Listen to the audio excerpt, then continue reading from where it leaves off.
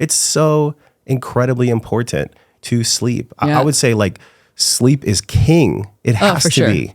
It's way more important than exercise. It's way more important than almost anything. Do you agree? And how do you talk about the sleep hygiene and the blackness in the room? I think the first thing I talk about is recovery, especially because I work with a decent chunk of athletes, whether it's professional or university level. So like they don't want to hear about like sleep more, really. They want to hear like what the deal is with recovery. And then with general population, sleep is, I mean, it is king. Absolutely. If you're not sleeping, if anyone's out there has had rough time sleeping or has had, sleep deprivation at a deep level, you just don't function the same at all.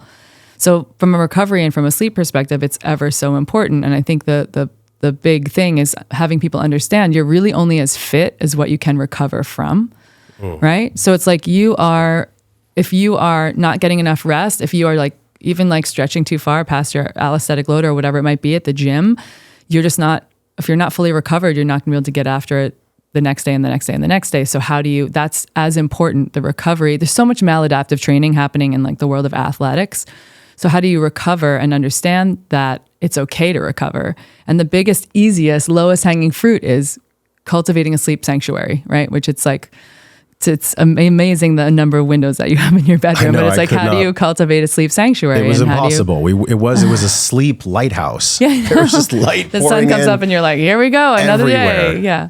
Yeah. And so the understanding that, from a circadian biology perspective, the darker the room, the better your body will recover. And also, there's studies that showcase glucose dysregulation and faster heart rate and things like that, because our body, specifically our eyes, but also our skin, is the photoreceptors are taking in at any given moment. And I even wrote Huberman in the early days when he actually answered his DMs. I wrote him and said, what's the story with blind people? Does it still work? Because the eyes are such a big part of this. And he was like, yeah, as long as if you have eyeballs, even the photoreceptors still work in your eyes. If you're blind, it's like, great, unless you don't have eyeballs.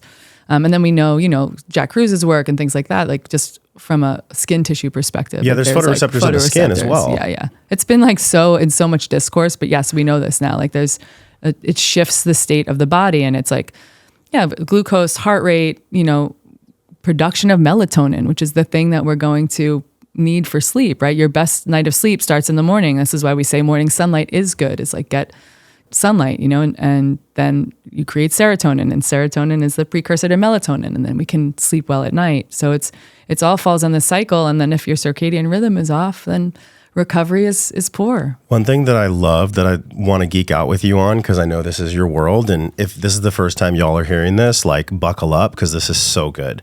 We have this internal clock, the suprachiasmatic nucleus, and it has this feedback loop with the photoreceptors that basically tells our body it's time to sleep. But if there's light pouring in, you could try to sleep, you could hammer melatonin, you could wear the Beat headphones, and you could do all the stuff, but you ain't gonna sleep. And I know this because I use the Ultrahuman ring, and you use Aura or Ultrahuman. We all track it in some way. What is the real truth about the dark room from a hormonal perspective? Like, how is it damaging hormones and metabolism in a way that, let's speak to women.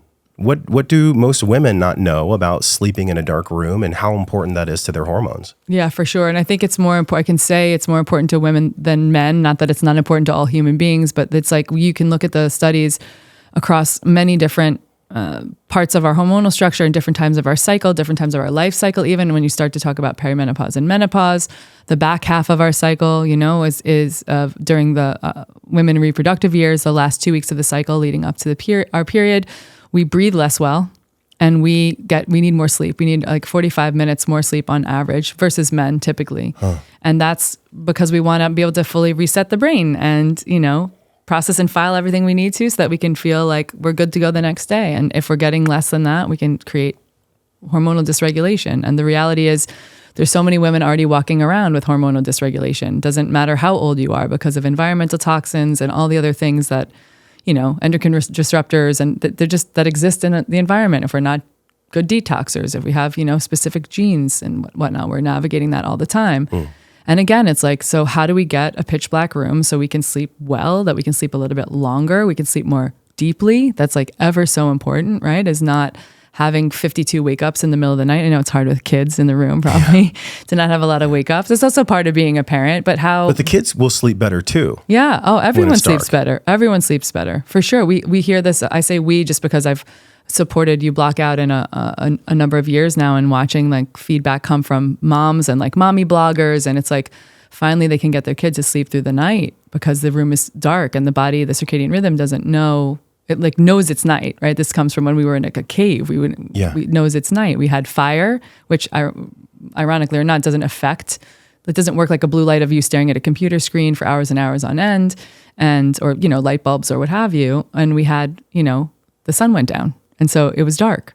And that is what our body over thousands of years is used to, saying, okay, it's night. We're going to tell the body to go to sleep and like wake when the sun rises. And so this is it's ever so important in the way that our hormonal cascade hits. And some of the most important pieces of that are still, cortisol gets vilified a lot because we need cortisol to wake up in the morning. And if you've ever met anyone or anyone listening has had a very low cortisol, it feels like you can't do anything. But we do want to navigate our hormones in a way that feels like the most effective for living and life and fertility and everything that's going on in our world. When you got the UBLOCKOUT shades, what did you notice personally?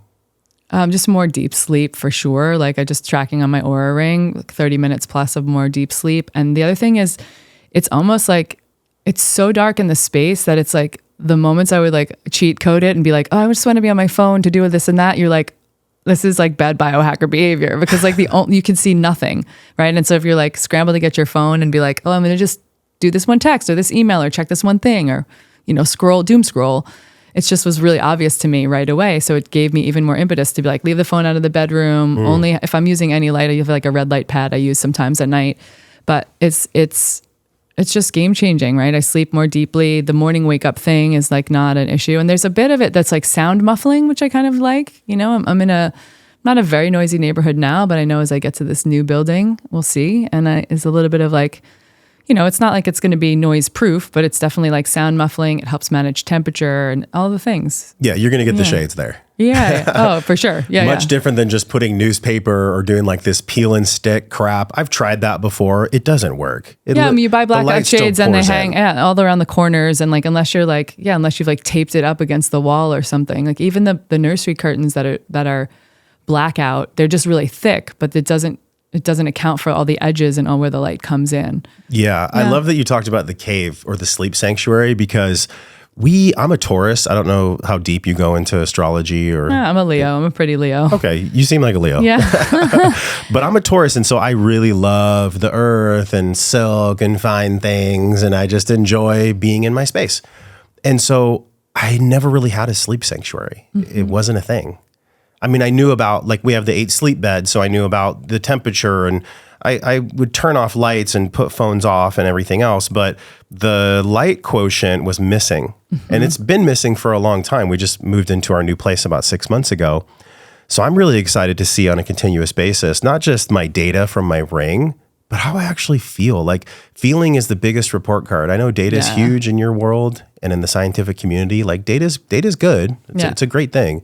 But how you actually feel when you wake up in a pitch black space is so much better. Like that's the point, isn't it? To feel better. So I remember my buddy, Sean Stevenson, he wrote this book, Sleep Smarter, and he had like an entire chapter on the dark room. Mm-hmm. And I'm like, if that's good enough for an entire chapter in a book, I'm going to pay attention to this. Yeah. What do you think people are missing when it comes to the weight gain aspect? The leptin ghrelin balance. We have more ghrelin, where I think it was like 400 to 500 more calories a day that we eat if we have poor sleep. Yeah. And then obviously the UBLOCKOUT being a huge part of that. Yeah. Can you paint that picture? Yeah, for sure. I think, we can have some metabolism dysfunction as well, and glucose spikes and things like that with more light in the room. Like if you just look at the science, it's like marked notes that stuff can come up for people when they have more light for sleeping, and that's not going to bode well. And then if we're not getting enough rest and we don't have that balance of leptin and ghrelin, which is like ever so important and driven so much by light. And it's so delicate. Yeah. Then we're going to be hungrier, right? These are the hormones that create like if we're hungry or we're not hungry or if we're feeling satiated. And so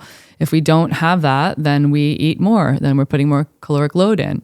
And it's like, it could be fine if it's like, some protein or something, but typically it's not that. Yeah. It's like, I want fast energy. Your body's pounding things that maybe, It's dark chocolate, y'all. Yeah, with dark chocolate. Or pretzels. Yeah. Something crunchy. Something carblicious when you have it. I notice it when I don't sleep well, light being a huge piece of that. I notice that I'm driven to like go to the pantry more often. It's just a real thing. It's like a human thing. Yeah, for sure. And so that there's just that I think it's such a simple solution because like you order, they're custom fit to your windows. You know this because you have all those windows of different shapes and sizes, but they're custom fit to the window and they just, there's no light coming in, like zero. It's 100% blackout. And that's the point, is like, you can't see my hand in front of my face. And then I'm making sure that that's handled, right? And it's not a whole rigmarole to have to do 15 things at night. And I also think it's important to set yourself up for good sleep by not having every light on in the house. And I'm like the friend that still goes to some of my friends' houses who are not like biohackers. And I'm like, it's 8 p.m. and every light is on in the house. And I'm sort of walking around like turning off a switch or putting down the dimmer, being like, oh, I hope everybody's okay with this. You go through their house and turn off all their lights. Oh my God. Happy birthday. Here's some red light bulbs. Did you see recently, actually, with the new administration in the White House, they are now allowing the sale of incandescent bulbs, which I think is amazing. I think the Biden administration was trying to make all bulbs LED in the name of science. And we know that LED crushes us, crushes our sleep, crushes everything. Yeah. Have you heard about this? Are you excited about this? That incandescent bulbs are going to be sold more everywhere now? I'm excited about it, especially like there was that monumental study like a year and a half ago that came out that just talked about how the negative effects of like LED and blue light and all of it are upon us. You know, like it's so not good for us to be under them all day long. We weren't designed to be. Of course, like in the daytime, it's going to be more amenable because it's like sunlight and sending those signals, but that it's just, they're wanting to ban them, right? It's like, and so then if this administration is going to make those shifts, I think that's a positive, a step in the positive direction. I think the other thing that we can all do is, whether it's with this administration or not, I'm hoping that it's going to be more, on the charge of things that are talked about. But it's like, how do we get outside more? How do we work in nature more? Where are the places that we can congregate in community and work with more natural light? And my house at night, we turn everything off. I'm like, I can see all my brothers and sisters in the community because at nighttime you walk down the pathway and it's like, who's got just red light coming through their window, and you're like, those are my people. Right. Or is it Halloween at their house? Like what's going on? Or something. Yeah. Whoa. So you love that episode? You'll love the one on the screen. Click it and enjoy.